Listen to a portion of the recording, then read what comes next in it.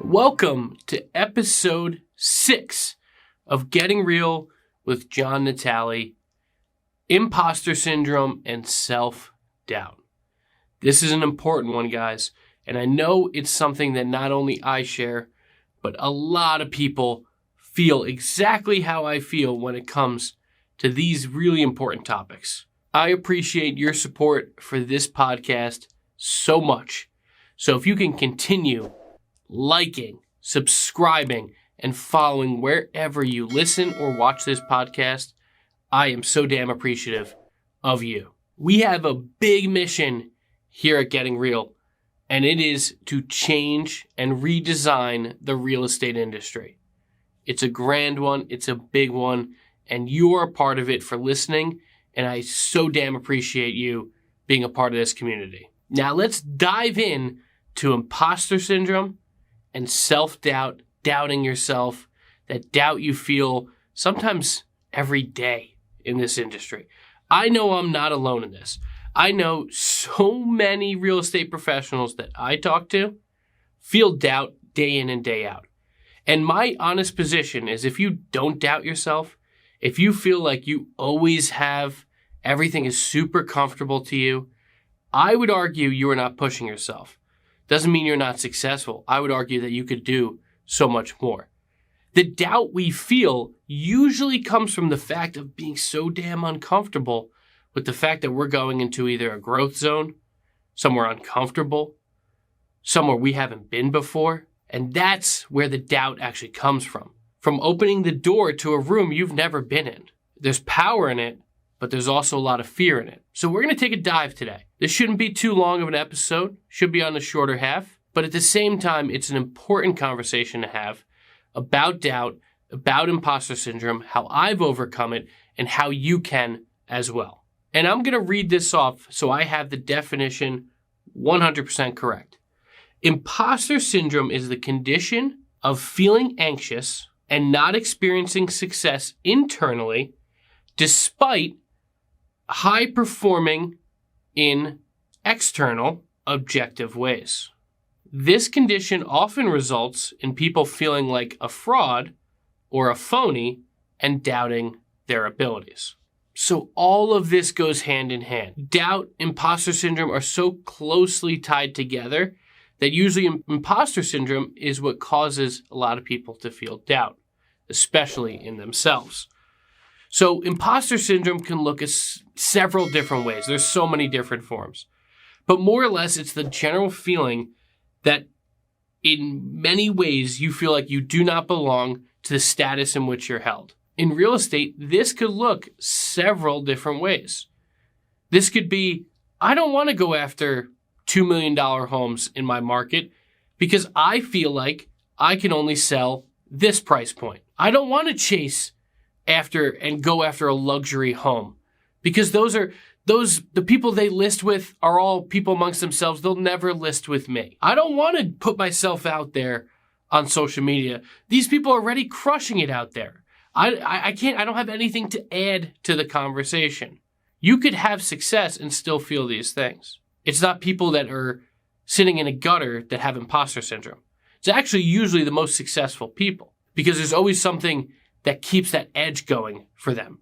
So if this sounds like you, or you've heard of this imposter syndrome, and you think, oh man, this is me, I would actually say that's a great thing that you have it. Now, the important thing will be is how to overcome it. Because so many of us let imposter syndrome keep us where we are, and not opening that door, not opening ourselves to doubt, not making ourselves uncomfortable. That's one of the keys to getting through imposter syndrome. Let's talk about where imposter syndrome and this self-doubt really starts. It starts in one simple fact, your childhood. Anything you read about imposter syndrome most likely ties back to the way you were raised. And we're not going to sit here and blame our parents. We're all in the shoes we're in now because of decisions we've made. However, when it comes to imposter syndrome, most likely, if you feel like this is really you and you doubt yourself a lot, you're scared before you go into a new room of life, all these different things come to play for you, most likely you were in a situation one of two ways. A way overachiever, you had to overachieve to really get any sort of positive reinforcement from your parents, and or your parents were very indifferent towards anything and anything you accomplished. You never received that positive and or negative reinforcement for anything you did. And again, we're not here to blame our parents, but we are here to talk about why this arises in you later in life. So if you had a test, you absolutely crushed the test, at least in your opinion, you got an 85 on it, and you brought it home and your parents looked at it and said, ugh, come to us when you have 100, or you should have gotten an A on this, not a B. Or you brought it home and your parents looked at it and they were like, I'm too wrapped up in my own stuff to even pay attention. This is the way these things start to form in your head at a very early age. Because no matter what you accomplish, you don't get any sort of positive reinforcement. If you wonder why millennials, mostly in their parenting style, try to really push forward positive reinforcement, and why that's the best way to have a well-mannered child and hopefully have them be well-mannered adults and go after things in life and not be scared and not be doubtful and not have imposter syndrome, is due to the fact that so many were parented when we were young with negative reinforcement. Everything was, you did something wrong, you possibly got hit, you got thrown in timeout, you got yelled at, you got screamed at, you got blamed for things. Where, again, this isn't about having perfect angel kids. At the same time, the lack of positive reinforcement leads you to a lot of doubt later in your life. And outside of the podcast, I've established many times in my life where I've had to overcome this. And a lot goes back to episode 3 with vulnerability. However, even when I started teaching classes at the franchise brokerage I was with beforehand, a lot of my imposter syndrome was, I don't belong teaching other people what to do. I barely even know what I do. I have no clue what the hell I'm doing.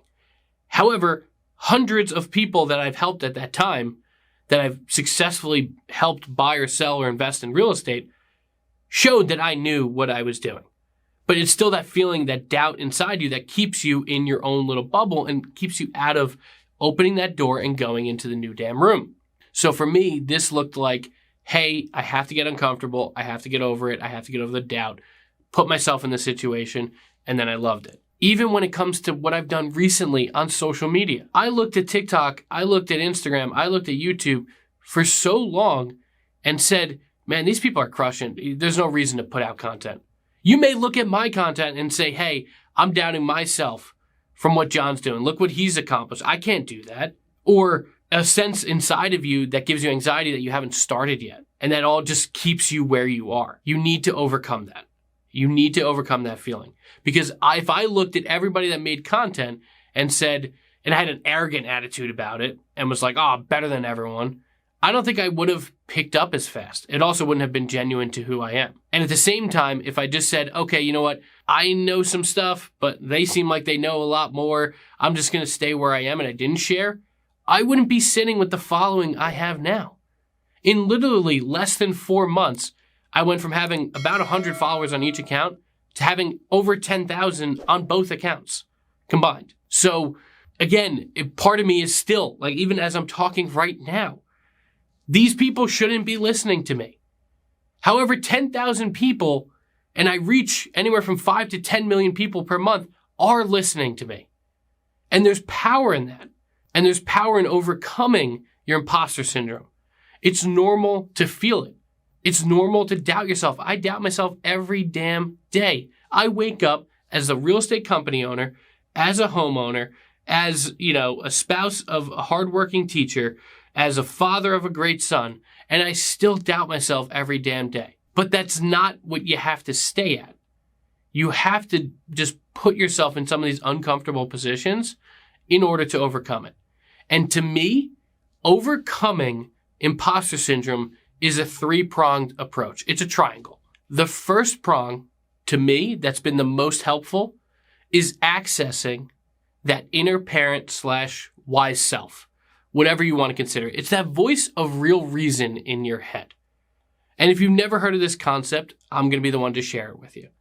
That voice that bounces around back and forth in your head, there's a person that doubts itself, Then there's a person that kind of justifies the doubt. And then behind all of that, there isn't what I consider an inner parent. If you had a traumatic childhood like I did, you need to access your inner parent. It's that loving voice inside your head that you never got as a kid. It's there as long as you listen to it. It's accessing that helps you break out of, okay, doubt myself, justify the doubt, battle back and forth. And then the inner parent comes into your head and says, all right, John, calm down. There's no reason to doubt yourself. There's no reason to justify it. You can do this. You've gotten, how a loving parent would nurture you. It's in your head. You just have to access it. If that makes you uncomfortable, or maybe you didn't have a traumatic childhood, think of it as your wise self. Like it's you with a big gray beard, sitting up on a nice comfy pillow, maybe up in heaven, I don't know. But just somehow way above where you are, a very wise version of yourself that will allow you to see the next steps, allow you to see the bigger picture. That's the first prong of overcoming self-doubt, is accessing that inner loving parent or that wise self. Because in your head, you already know that it's there, and that should be the voice that you actually take action on. Not the doubt, not the justifier, the inner parent or the wise self. The next very important thing that I believe that I do that helps with imposter syndrome and helps with doubt is meditating. I am a huge proponent of mindfulness and of meditation. Because what meditation does at a very basic level is realizes in your head, all the thoughts you have are just that. They're just thoughts.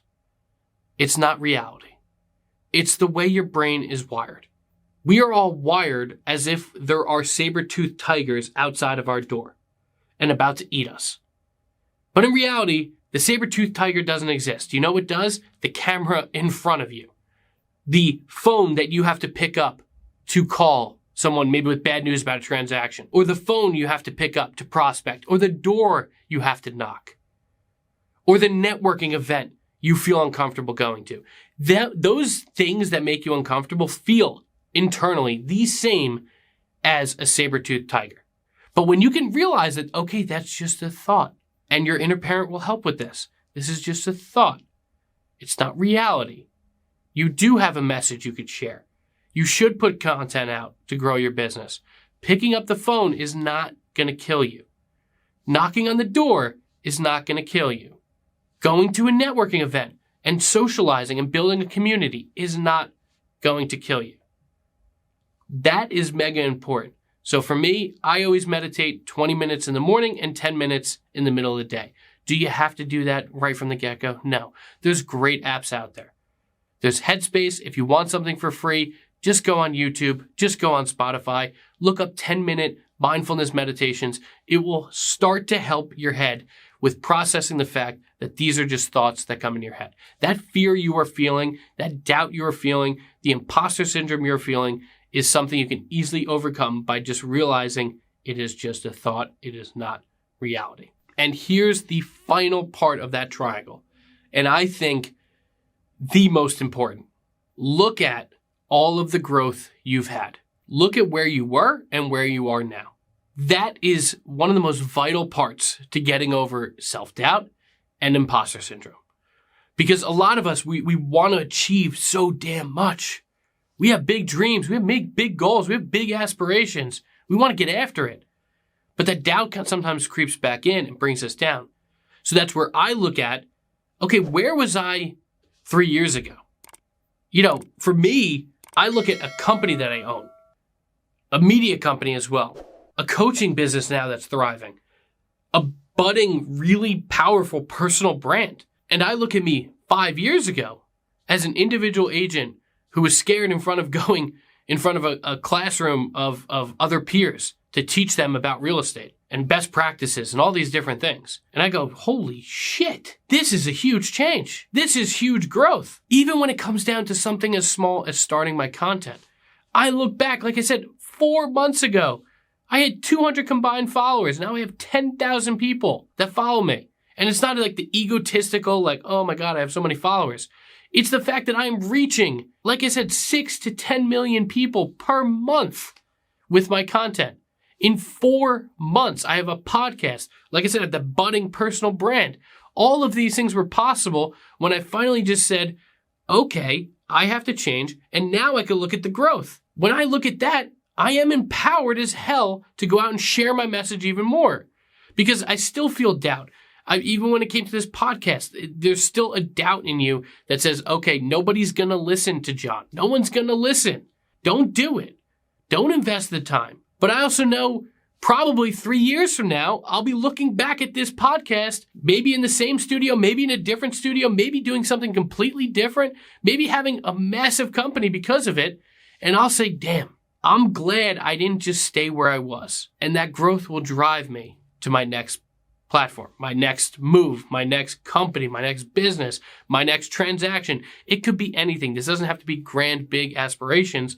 However, for your individual business, it could be getting over yourself, making one phone call, getting that listing, and saying, damn, 3 months ago, I didn't have any money. Now I have a nice fat check, and I just walked into the bank, cashed it, and I got my bills paid for my family. And that's growth. So that inner parent will tell you that. Meditating, realizing that the scary thoughts are just those, they're thoughts.